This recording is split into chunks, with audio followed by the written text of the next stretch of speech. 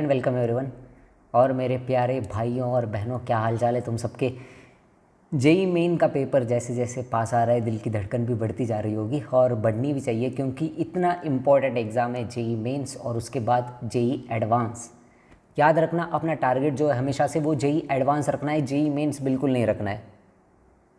तुम्हें आईआईटी जाना है, ठीक है, तू फोड़ेगा तू फोड़ेगा और तुम्हें फोड़ना भी है, तो अपना टारगेट हमेशा से जेई एडवांस रखो। जेई मेंस अगर तुमने टारगेट रख दिया तो जेई मेंस भी नहीं निकलेगा, है ना। अगर तुमने मान लो जेई एडवांस टारगेट रखा है, उसी से तुम पढ़ाई कर रहे हो, उसी को गोल मान के, तो जेई मेंस अच्छे मार्क्स से निकल जाएगा। जेई एडवांस निकले या ना निकले वो डिपेंड करता है तुम्हारी मेहनत पे।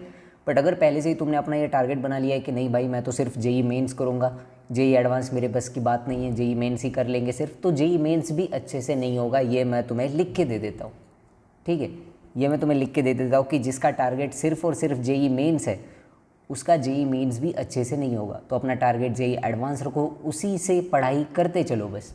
देखो अभी लगभग 1.5 से 2 साल हो गए, अब तुम बोलोगे कि सर अब क्या ही टाइम बचा है ना, अब इतने टाइम में भी करेंगे तो भी क्या होगा। नहीं होगा, बिल्कुल होगा, क्यों नहीं होगा। स्टार्ट करने का कोई टाइम नहीं होता। अगर तुम्हें कोई अच्छी चीज़ स्टार्ट करनी है ना लाइफ में, उसका कोई टाइम नहीं होता। कितने सारे लोगों ने, कितने सारे बिजनेसमैन से 30, 35, 40, 60 की एज में, 65 की एज में बिजनेस चालू किया है। कितने सारे बिजनेसमैन ने, आई थिंक मैकडोनल्ड्स की है वो, या फिर किसी का तो बर्गर का, है ना, उनका उन्होंने स्टार्ट किया था 65 की एज में। केएफसी, सॉरी, हाँ केएफसी, तो केएफसी उन्होंने स्टार्ट किया था जब उनकी एज क्या थी, 65, और फिर वो बिलीनियर बन गए वहाँ से। तो मैं पैसे के बारे में मैं नहीं कहना चाहता ये चीज़, मैं कहना चाहता हूँ कि स्टार्ट करने का कोई टाइम नहीं होता लाइफ में। कभी भी तुम स्टार्ट कर सकते हो, कल से स्टार्ट कर दो। सुबह उठो, हर दिन 10-10 घंटे पढ़ाई करो, और 10-10 घंटे पढ़ाई अगर तुमने 6 महीने में कर ली ना, जेई एडवांस में अब भी 6 महीने है ना, तो 6 महीने बाद तुम देखोगे कि कितना अच्छा रिजल्ट तुम्हें मिल रहा है बाद में। तो अच्छे से पढ़ाई करते रहो, बस अपना हौसला मत हारो। चलो आज हम स्टार्ट कर रहे हैं एक नया चैप्टर, डिफरेंशियल इक्वेशन। बहुत ही इंपॉर्टेंट चैप्टर जेई के रिस्पेक्ट से, और जेई में इसको अच्छा खासा वेटेज भी दिया जाता है। उसका रीज़न है कि आगे तुम इंजीनियरिंग में जाओगे तो डिफरेंशियल इक्वेशन काफ़ी ज़्यादा यूज़ होगा इंजीनियरिंग के मैथ्स में, तो इसीलिए डिफरेंशियल इक्वेशन से ज़्यादा क्वेश्चन भी वो लोग पूछते हैं। आज हम लोग पढ़ने वाले हैं डिफरेंशियल इक्वेशन में order and degree of differential equations and formation of differential equation. बड़ा ही मज़ेदार, बड़ा ही एकदम मज़ा आने वाला टॉपिक है। क्वेश्चन भी इसके सॉल्व करने में अलग ही लेवल का मज़ा आता है, तो यहाँ पे ध्यान दो और पढ़ो। देखो पहले तो डिफरेंशियल इक्वेशन क्या होती है, तो एक equation that involves independent and dependent variables and the derivative of dependent variable with respect to independent variable is called differential equation. मतलब ऐसी इक्वेशन जिसमें इंडिपेंडेंट वेरिएबल हो, डिपेंडेंट वेरिएबल हो और derivative of dependent variable with respect to independent variable हो।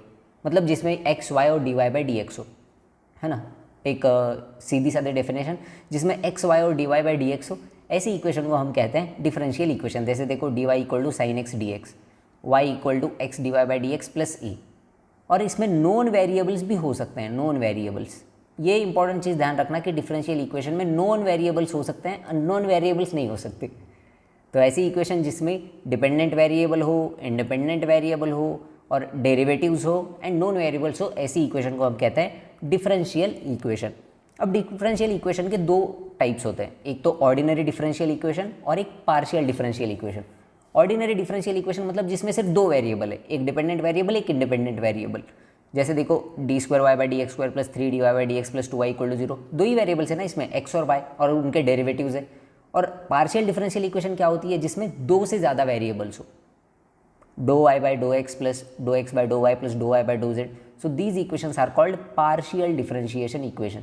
ये तुमने पढ़ा होगा फिजिक्स में, फिजिक्स में इलेक्ट्रोस्टैटिक्स में आता है पार्शियल डिफरेंशियल इक्वेशन, जहाँ पे अगर तुम्हें इलेक्ट्रिक फील्ड दी है या फिर वोल्टेज दिया है तो उसका इंटरचेंज करने के लिए पार्शियल डिफरेंशियल इक्वेशन को यूज़ करते हैं, है ना। तो ऑर्डिनरी डिफरेंशियल इक्वेशन जिसमें सिर्फ दो वेरिएबल्स हो, ऑर्डिनरी सिंपल डिफरेंशियल इक्वेशन। और हमें इस चैप्टर में ऑर्डिनरी डिफरेंशियल इक्वेशन के बारे में ही पढ़ना है, ये पार्शियल के बारे में हम लोग नहीं पढ़ेंगे। डिफरेंशियल इक्वेशन के इस चैप्टर में हम लोग सिर्फ पढ़ेंगे ऑर्डिनरी डिफरेंशियल इक्वेशन के बारे में, ठीक है। तो सबसे पहला कॉन्सेप्ट जो हमें पढ़ना है वो है order and degree of differential equation. किसी भी डिफरेंशियल इक्वेशन की ऑर्डर क्या होती है और उसकी डिग्री क्या होती है, तो ध्यान से सुनो। Order of A differential equation is the order of the highest differential coefficient occurring in it. किसी भी डिफरेंशियल इक्वेशन में जो हाईएस्ट डिफरेंशियल कोएफिशिएंट है उसको हम कहते हैं ऑर्डर। जैसे मान लो मैंने तुम्हें एक डिफरेंशियल इक्वेशन दे दिया d2y/dx² plus 3dy/dx plus y = 0। तो कोएफिशिएंट क्या होता है? सो this is the coefficient of differential equation 2। तो इस डिफरेंशियल इक्वेशन में सब ऑर्डर क्या है इसका? 2। ऑर्डर मतलब highest coefficient of differential equation. कौन सा हाईएस्ट कोएफिशिएंट ऑकर हो रहा है? तो यहाँ पे 2 ऑकर हो रहा है ना सबसे हाईएस्ट, सो इसका ऑर्डर क्या होगा? 2। पहले तुम्हें ऑर्डर निकालना है, उसके बाद ही तुम डिग्री निकाल सकते हो। इंपॉर्टेंट ये चीज़ है कि ऑर्डर निकालना है, उसके बाद ही डिग्री निकाल सकते हो। अगर ऑर्डर नहीं पता है तो डिग्री नहीं आएगी। ठीक है, ऑर्डर पता चल गया तो डिग्री क्या होती है? तो ये जिसका हाईएस्ट ऑर्डर है उसकी डिग्री, उसका जो पावर है उसको हम कहते हैं डिग्री ऑफ डिफरेंशियल इक्वेशन। तो यहाँ पे डिग्री भी क्या है? 1। एक और एग्जांपल लेके बताता हूँ। देखो, अगर मैंने तुम्हें एक डिफरेंशियल इक्वेशन दे दिया d3y/dx3, मान लो इसका पावर है 2, प्लस d2y/dx², मान लो इसका पावर है 3, प्लस 2 = 0। ये डिफरेंशियल इक्वेशन है। अब इसमें पहले तो बताओ ऑर्डर क्या है? ऑर्डर होता है जिसका हाईएस्ट डिफरेंशियल कोएफिशिएंट है, तो ये ऑर्डर तो है यहाँ पर 3, है ना। डिग्री क्या होगी? अब डिग्री ये नहीं कि डिग्री 3 होगी, नहीं, गलत है। डिग्री 3 नहीं होगी। जिसका हाईएस्ट ऑर्डर है उसी का पावर तुम्हें देखना है। तो हाईएस्ट ऑर्डर किसका है? d3y/dx³ का, इसका पावर क्या है? 2, तो डिग्री होगी 2। इसलिए मैंने कहा कि पहले ऑर्डर फाइंड करना है, उसके बाद डिग्री फाइंड करनी है। क्लियर है ये चीज़? और डिग्री तुम तभी लिख सकते हो जब डिफरेंशियल इक्वेशन किसी पॉलिनोमियल की फॉर्म में हो, d2y/dx² प्लस dy/dx = 0, है ना। तभी हम लिख सकते हैं। ऑर्डर क्या होगा? 2 इसका। और डिग्री क्या होगी इसकी?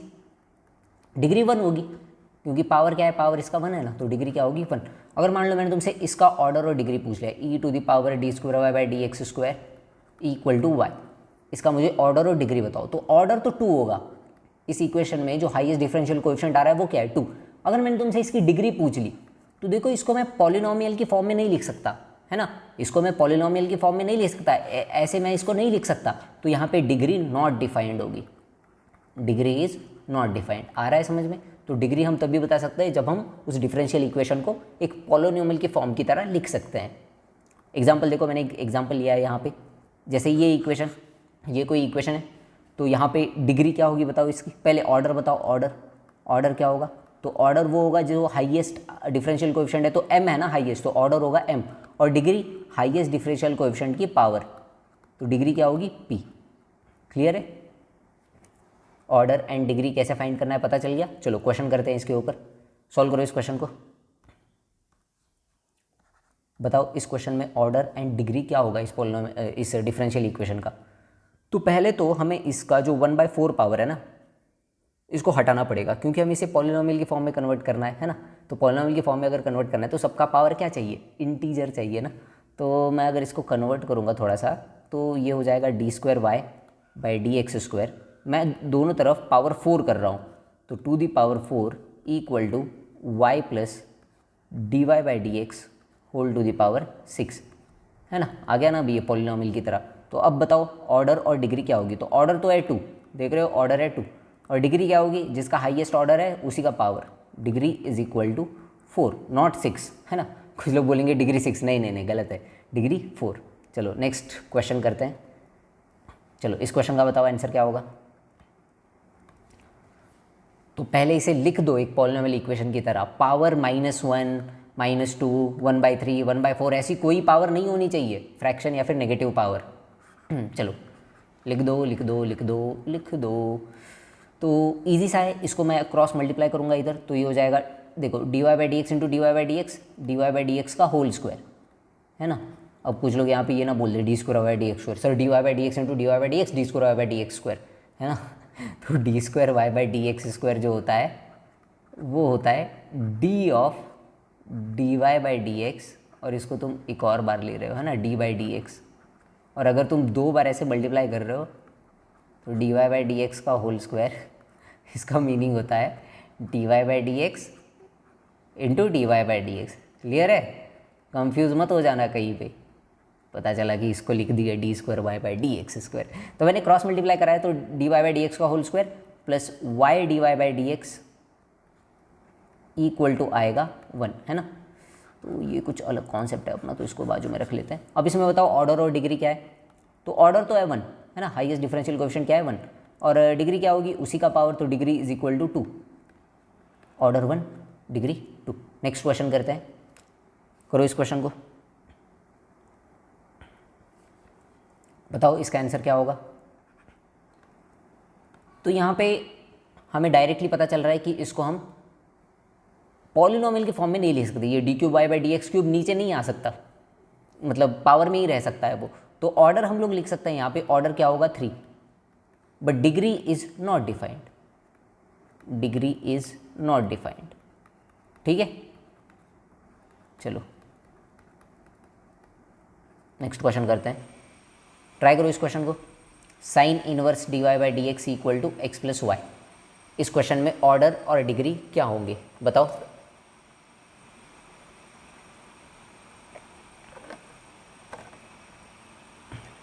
तो अगर तुम देखोगे तो इसको मैं लिख सकता हूँ sine of x plus y equal to d y by d x.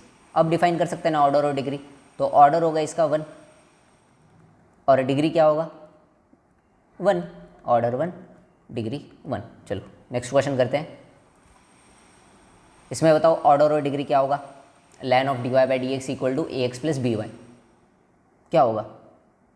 तो इसको मैं लिख सकता हूँ d y by d x equal to e to the power a x plus b y, है ना। तो ऑर्डर क्या होगा इसका 1 और डिग्री क्या होगी, जिसका हाईएस्ट ऑर्डर है उसी की पावर 1 है यार, उसकी पावर तो हो गया डिग्री 1। अगर मान लो यहाँ पे ऐसा होता b d y by d x, मान लो वाई की जगह d y by d x होता, तब डिग्री नॉट डिफाइंड होती, क्योंकि d y by d x power में चला गया ना।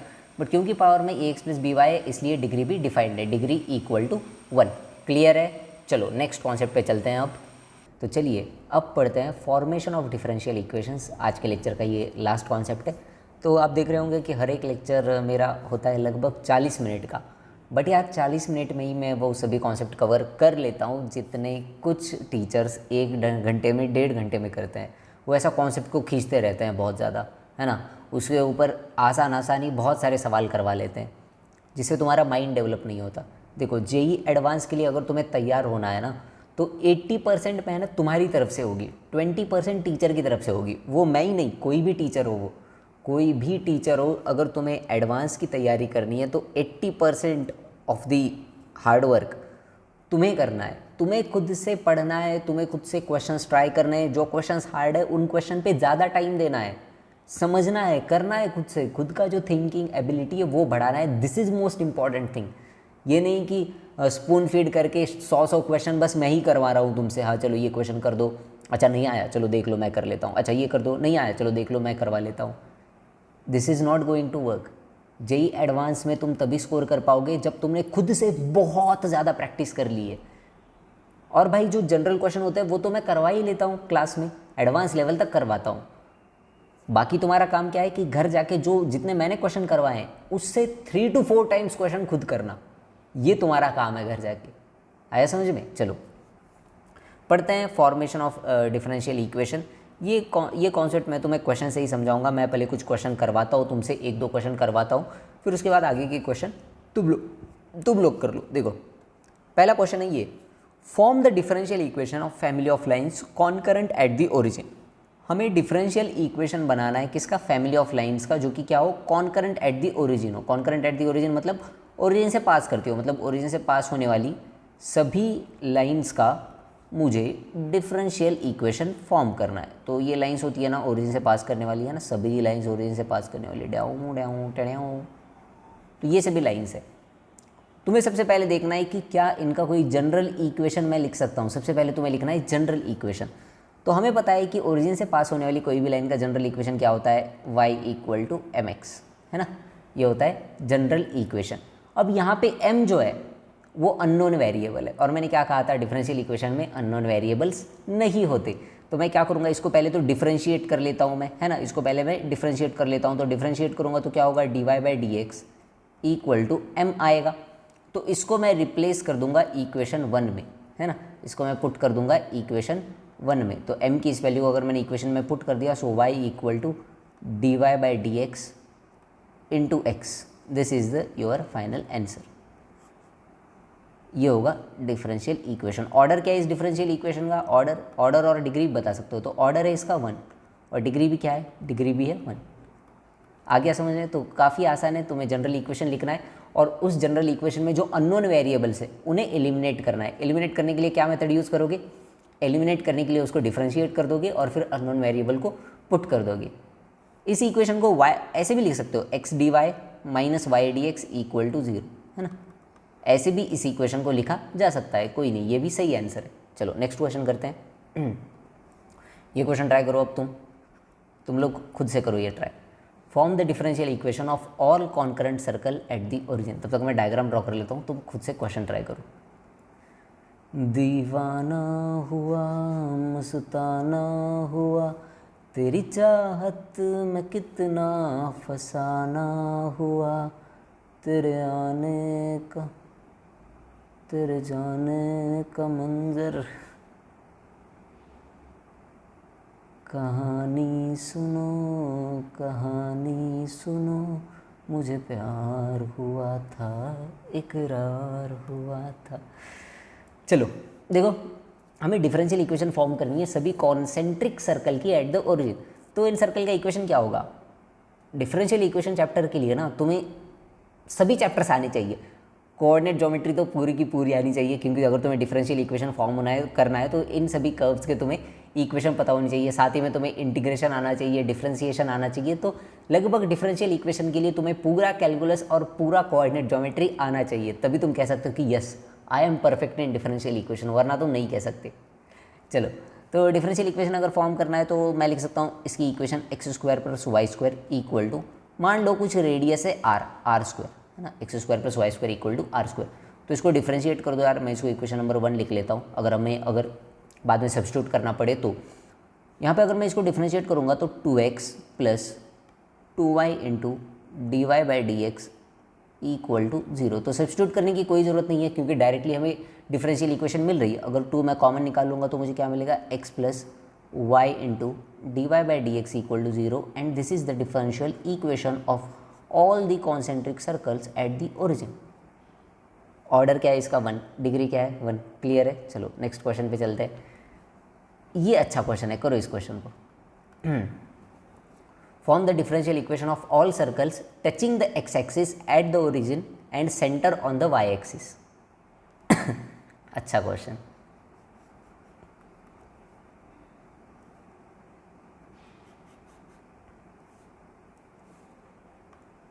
यार ये वीडियो तो मैं रिकॉर्ड कर रहा हूँ ओडीआई वर्ल्ड कप से पहले एक्चुअली, है ना। तो इसके जब ये वीडियो पब्लिश होगा तब तक शायद ओडीआई वर्ल्ड कप भी हो जाएगा। तो इस वीडियो के कमेंट में मुझे बताना यार कि ओडीआई वर्ल्ड कप हम लोग जीते या फिर हारे। I am not ready for one more heartbreak. पहले ही WTC हार चुके हैं इस साल हम लोग। प्लीज़ यार ओडीआई वर्ल्ड कप जीत जाए प्लीज़। और ये भी बताना कि ओडीआई वर्ल्ड कप में मैन ऑफ द टूर्नामेंट कौन था अगर हम लोग जीते तो। मैन ऑफ द मैच कौन था फाइनल में, किसने कितनी सेंचुरीज मारी, किसने सबसे ज़्यादा रन मारे।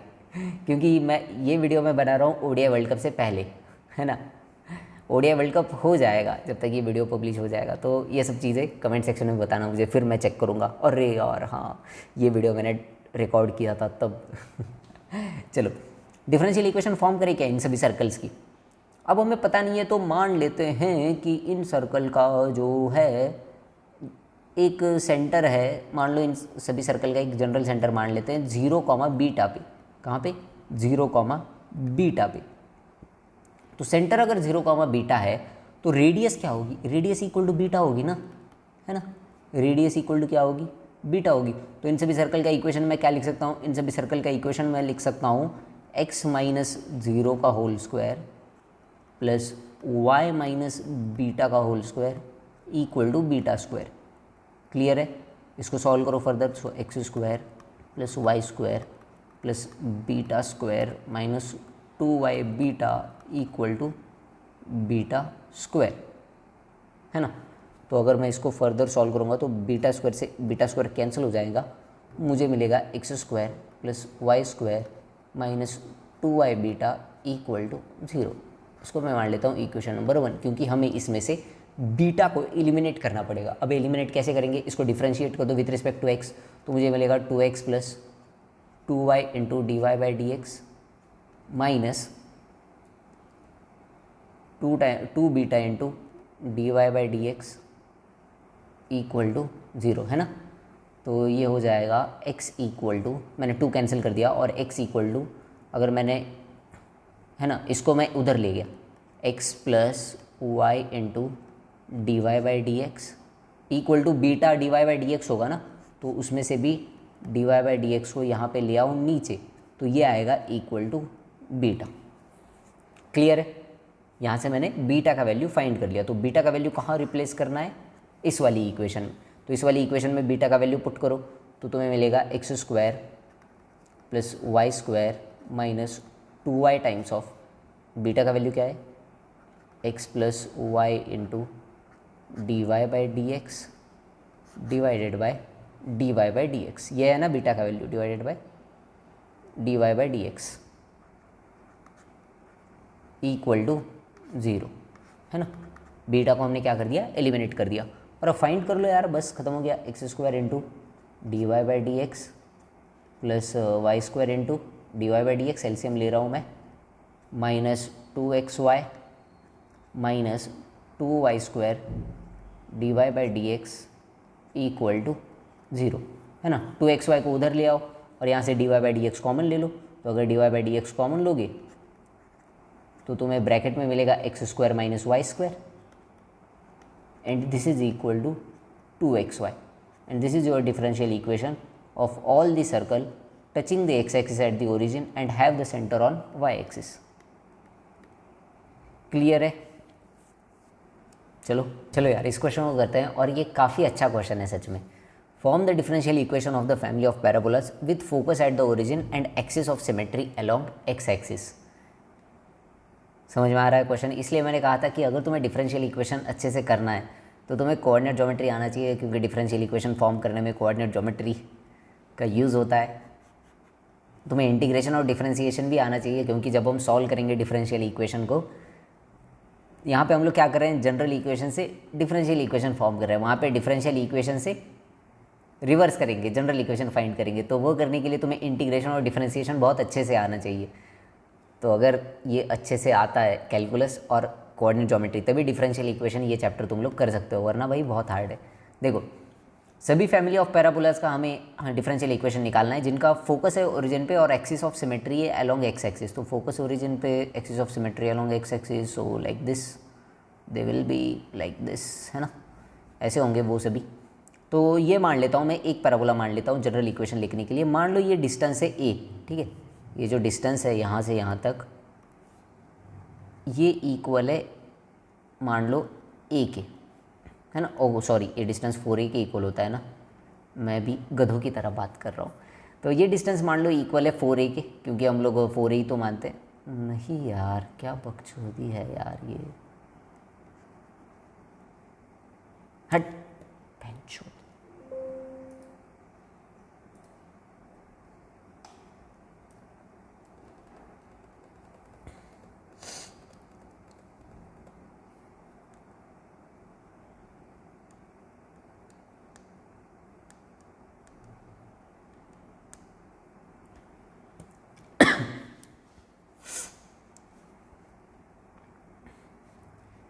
चलो यार, अब इस क्वेश्चन को ट्राई करते हैं, और ये सच में काफ़ी अच्छा क्वेश्चन है। Form the differential equation of the family of parabolas with the focus at the origin and the axis of symmetry along x axis. तो हमें सभी पैराबोलास का डिफरेंशियल इक्वेशन लिखना है जिनका फोकस है ओरिजिन पे पैराबोला का, और एक्सिस ऑफ सिमेट्री है अलोंग एक्स एक्सिस। तो पहले डायग्राम बना लेते हैं और जनरल इक्वेशन लिखेंगे, फिर उसका डिफरेंशियल इक्वेशन फॉर्म करेंगे। देखो, तो जनरल इक्वेशन लिखने के लिए पहले तुम्हें पता होना चाहिए कि पैराबोला का जनरल इक्वेशन क्या होता है क्या नहीं। तो इसलिए मैंने कहा था कि इसके लिए कैलकुलस और कोऑर्डिनेट ज्योमेट्री दोनों सेक्शन अच्छे से आने चाहिए, तभी डिफरेंशियल इक्वेशन तुम अच्छे से कर सकते हो। मान लो ये डिस्टेंस है यहाँ से यहाँ तक a, तो वर्टेक्स क्या होगा इस पैराबोला का, 0, -a, this will be the vertex. और इक्वेशन अगर मैं लिखूँ इस पैराबोला का, तो जनरल इक्वेशन क्या होगा, y square equal to 4a into x minus minus a, so it will be x plus a. तो ये आएगा जनरल इक्वेशन, जहाँ पे ए क्या है, अननोन है। ए अननोन है तो उसको क्या करना पड़ेगा, एलिमिनेट करना पड़ेगा। तो एलिमिनेट करना है तो मान लेते हैं इसको इक्वेशन नंबर 1, है ना। तो अगर ए को एलिमिनेट करना है, या फिर इसको थोड़ा सिंप्लीफाई कर लेते हैं, तो इसको मैं लिख सकता हूँ y square equal to 4ax plus 4a square, है ना। So this is our equation. A को एलिमिनेट करना है तो क्या करेंगे, इसको डिफ्रेंशिएट करेंगे। अगर मैं डिफ्रेंशिएट करूँगा तो क्या होगा, 2y into d y by d x equal to 4a।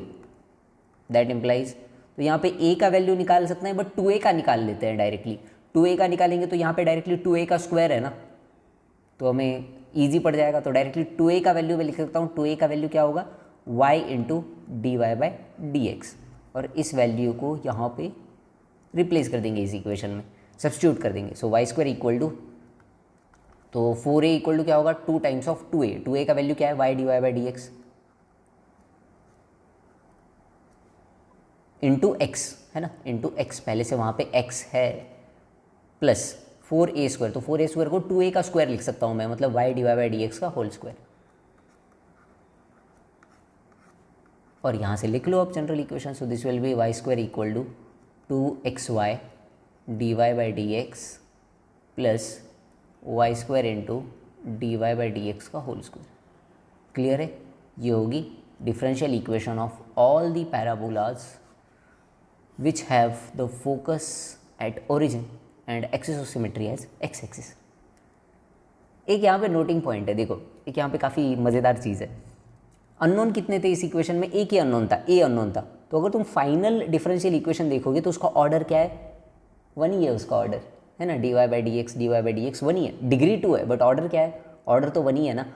पिछले क्वेश्चन में देखो एक अननोन था, यहाँ पे बीटा अननोन था, तो जो फाइनल डिफरेंशियल इक्वेशन आई थी उसका ऑर्डर क्या था, 1। उसके पिछले वाले क्वेश्चन में देखो यहाँ पे एक अननोन था r, तो जो डिफरेंशियल इक्वेशन आई थी उसका ऑर्डर क्या था, 1। तो जितने अननोन्स होते हैं उतना ऑर्डर होता है डिफरेंशियल इक्वेशन का।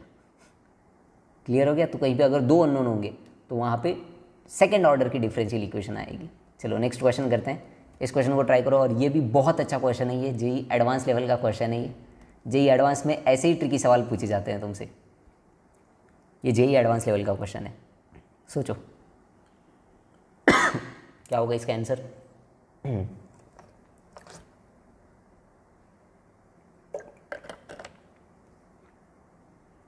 Form the differential equation of family of lines situated at a constant distance P from the origin.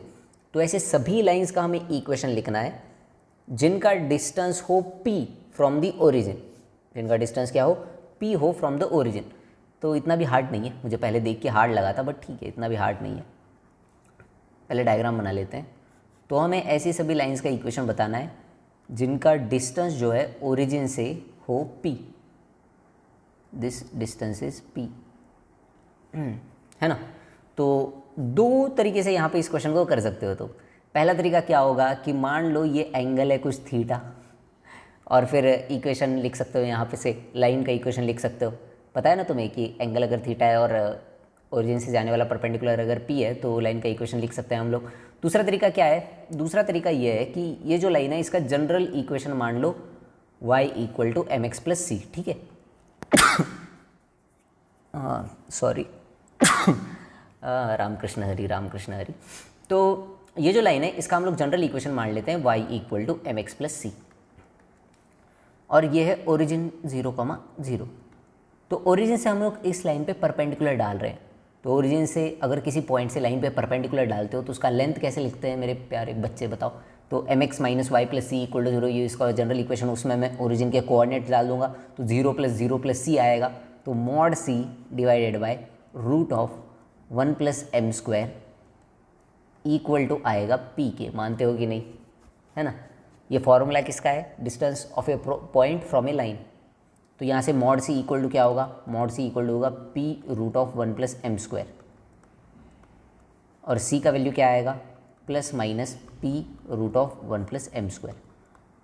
तो लाइन का इक्वेशन लिख दो y equal to m x plus c का, y equal to m x plus minus p times of root of 1 plus m square. पहले 2 unknown थे, कौन कौन से अननोन थे, m और c, अब एक ही अननोन है बस m, तो जो डिफरेंशियल इक्वेशन आएगी आखिर में उसका ऑर्डर क्या होगा, 1 ही होगा। तो इसको सॉल्व करते हैं यार, तो सॉल्व कैसे करना है इसको बताओ। तो इसको मैं इक्वेशन नंबर 1 मान लेता हूँ। पहले इसमें से हमें m का वैल्यू फाइंड करना होगा जो हम सब्स्टिट्यूट कर सके इस इक्वेशन में वापस। तो कैसे फाइंड करोगे, इसको डिफरेंशिएट कर दो, तो डिफरेंशिएट करोगे तो क्या होगा, dy/dx इक्वल टू m। तो m का वैल्यू है dy/dx, तो उसको इस इक्वेशन में सब्स्टिट्यूट कर दो।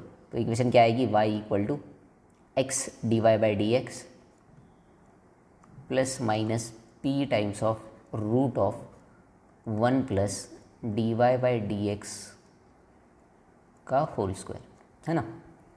अब इसको हमें पॉलिनोमियल की फॉर्म में भी लिखना है, तो क्या कर लेता हूँ मैं, इसको इधर ले आता हूँ और दोनों तरफ होल स्क्वायर कर देता हूँ। तो y minus x into dy/dx का होल स्क्वायर इक्वल टू क्या होगा, p square into 1 plus dy/dx का whole square, and this is your final differential equation.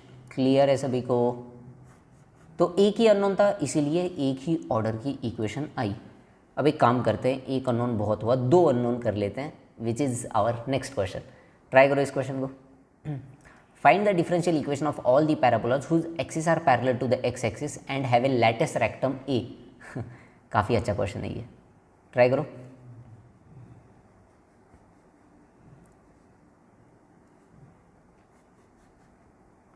तो ऐसे सभी पैराबोलास का इक्वेशन फाइंड करना है जिन पैराबोलास का एक्सिस हो parallel to x axis and latus rectum equal to a. तो पहले कुछ जनरल इक्वेशन लिख लेते हैं। तो ये और ये करके दिखाओ, फिर ये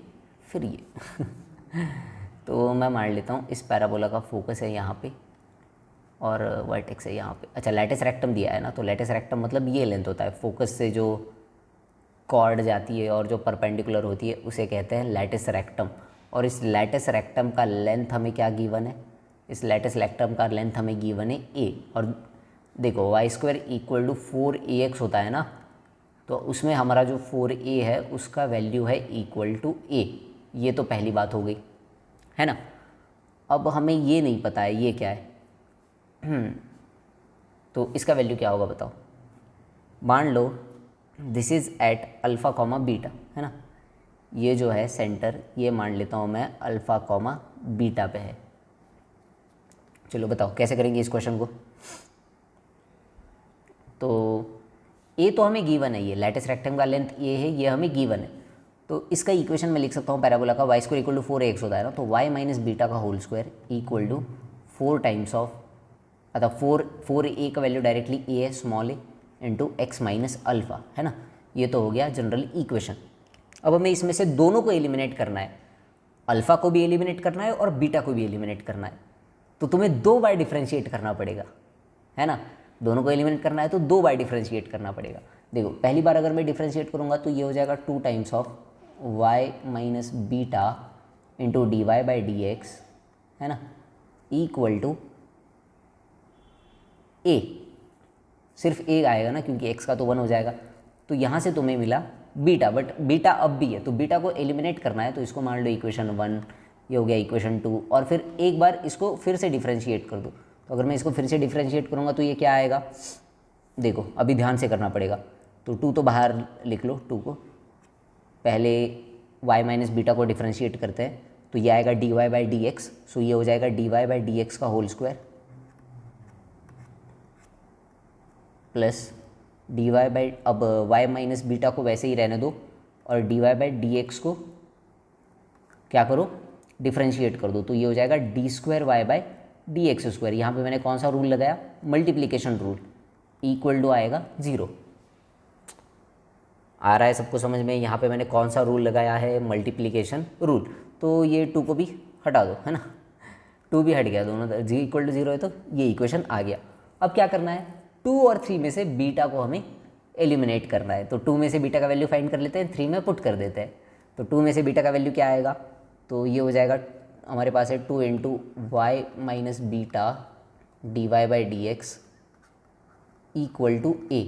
तो यहाँ से बीटा का वैल्यू क्या आएगा बताओ। तो पहले तो y माइनस बीटा क्या होगा, y माइनस बीटा आएगा a/2 dy/dx, है ना।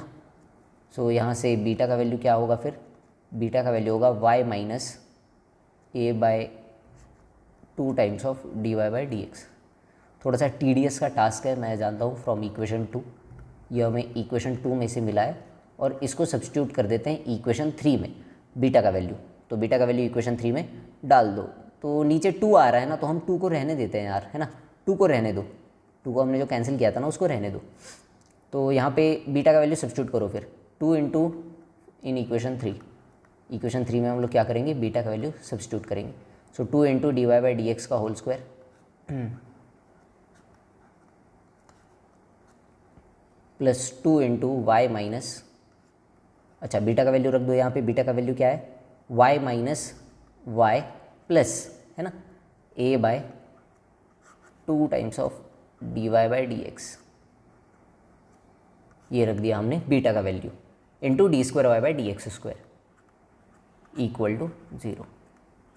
देखो अल्फा और बीटा दोनों एलिमिनेट हो गए। चलो अब इसको फर्दर सॉल्व करते हैं। तो 2 into d y by d x का होल स्क्वायर प्लस y से y कैंसिल हुआ, 2 से 2 कट गया, तो यह आएगा a divided by d y by d x into d square y by d x square equal to 0। LCM ले लो d y by d x, तो ये होगा 2 into d y by d x का होल क्यूब, क्योंकि हमने एलसीएम ले लिया ना d y by d x, plus a times of d square y by d x square equal to 0 and this is our final differential equation. थोड़ा सा TDS सा टास्क था, मैं जानता हूँ, और यहाँ पे गलती बहुत ज़्यादा हो सकती है, गलती की गुंजाइश बहुत ज़्यादा है। तो तुम्हें 2 वेरिएबल एलिमिनेट करने, तो हमने 2 बार डिफरेंशिएट किया। सेकंड और थर्ड इक्वेशन में हमें सिर्फ बीटा दिख रहा है, तो वहाँ से मैंने सेकंड से बीटा का वैल्यू फाइंड किया सेकंड इक्वेशन से, और वो वैल्यू मैंने थर्ड इक्वेशन में पुट कर दिया, है ना। सेकंड इक्वेशन से मैंने वैल्यू निकाला बीटा का, और वो वैल्यू थर्ड इक्वेशन में पुट कर दिया, हमें मिल गया ये जनरल इक्वेशन। और देखो ये जनरल इक्वेशन सेकंड डिग्री का है। मैंने कहा था ना, जितने अननोन वेरिएबल्स होंगे उतना ऑर्डर सेकंड ऑर्डर का है ना, तो जितने अननोन वेरिएबल्स उतना डिफरेंशियल इक्वेशन का ऑर्डर आएगा। तो ये सेकंड ऑर्डर का डिफरेंशियल इक्वेशन है, क्योंकि 2 अननोन्स थे, तो ऐसे हम लोगों ने यहाँ पे फाइंड किया। आज के लेक्चर में बस इतना ही। आज के लेक्चर में हमने क्या क्या पढ़ा एक बार रिवाइज कर लेते हैं। पहले हमने पढ़ा order and degree of differential equation, और उसके बाद हमने देखा फॉर्मेशन ऑफ डिफरेंशियल इक्वेशन, कैसे हम लोग डिफरेंशियल इक्वेशन को फॉर्म कर सकते हैं। आई होप घर जाके तुम लोग इन दोनों कॉन्सेप्ट के क्वेश्चन सॉल्व करोगे। अगले लेक्चर से हम लोग पढ़ेंगे सॉल्विंग डिफरेंशियल इक्वेशंस, और उसमें भी बहुत ज़्यादा मज़ा आएगा। वीडियो को अपने सभी दोस्तों के साथ शेयर कर दो। वीडियो पसंद आए तो वीडियो को लाइक करो, शेयर करो, और मैं मिलता हूँ आपसे अगली वीडियो में। तब तक के लिए पढ़ते रहिए। Bye bye.